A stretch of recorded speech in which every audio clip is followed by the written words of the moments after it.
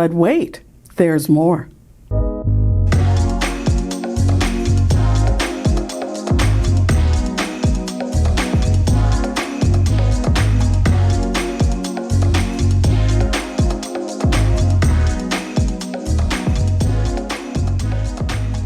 Hi entrepreneurs, I'm Vicky Brown, and you're in the right place if you want to engage your team, boost your business, and grow your leadership muscle. All right, this week we're going to finish answering some of the little-known, odd, one-off questions that come up with FMLA. My employee asked for FMLA time, so I asked for a note from his doctor. He gave me a note on prescription paper that said he has to be out until July 12th, 8 weeks. This note doesn't help me. I told him I need much more information than that. I need to know what's wrong. Maybe it's a hangnail. And it needs to be a much more professional piece of paper than just a piece of a prescription pad. Am I right or am I right? Well, while you may be right about a lot of things, you aren't quite right about this. Under FMLA, your employee isn't required to give their medical records. However, you can ask for sufficient medical facts to establish that a serious health condition exists, but not so fast. Yes, you can ask for a complete and sufficient medical certification, but you cannot, I repeat, cannot ask for a diagnosis. So just be aware of that fine line. By the way, for me, we provide the medical certification form to the physician. We give it to the employee to give to their doctor for completion. That actually takes care of a couple of things. It has a place where the doctor certifies that it's a serious health condition, and it's on the official FMLA certification form. And don't forget to check your state regulations on this too. Now, if you do feel you absolutely need more information, you can notify the employee that you feel the medical certification is incomplete. But then you're required to state in writing what additional information is necessary to make the certification complete and sufficient.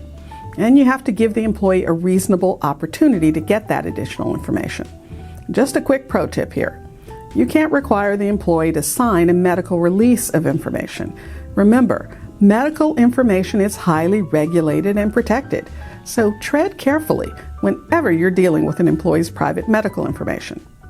My employee, a salesperson, took 12 weeks off of FMLA last year. We recently had a meeting to go over her sales targets for the year. She's down 20%. As a result, we're putting her on a performance improvement plan and withholding her bonus. She says that because she was out for part of the year, her target should be adjusted. What should I do?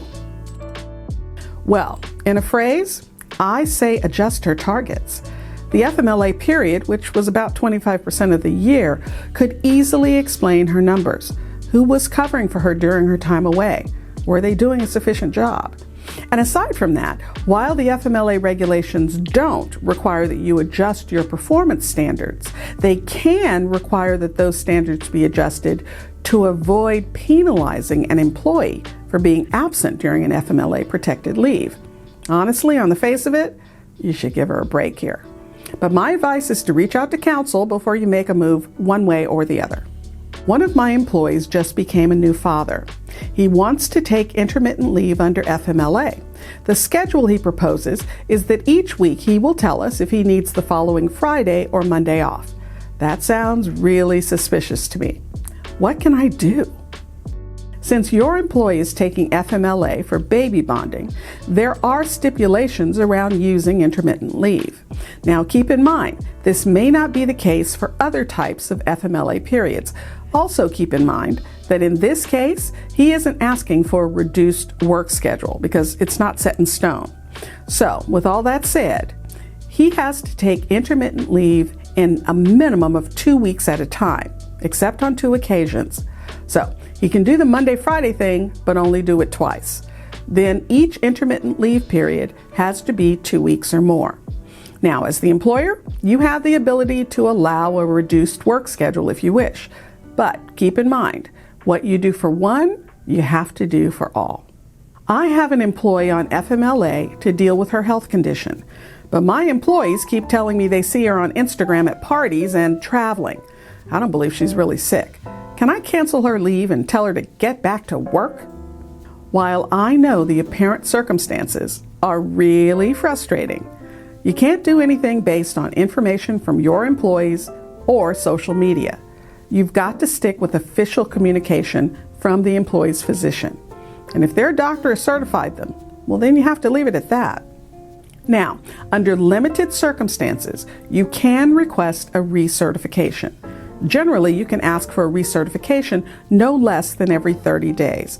And if you want one in less than 30 days, it can only be because the employee requests an extension of leave, the circumstances have changed significantly, or, and this is important, you receive reason that casts doubt on the stated reason for absence. Now, if you ask for one, you have to give the employee at least 15 calendar days to get it to you, unless there are extenuating circumstances. So again, tread carefully here and reach out to counsel before you move forward. Let me know in the comments if you like this type of Q&A episode, and if so, what topics you'd like to see covered in the future. If you found this information helpful, please subscribe and share. And remember, your inspired leadership is the secret sauce to having a high-performance team and a wildly successful business you'll love. I'll see you next time on Leader's Journey.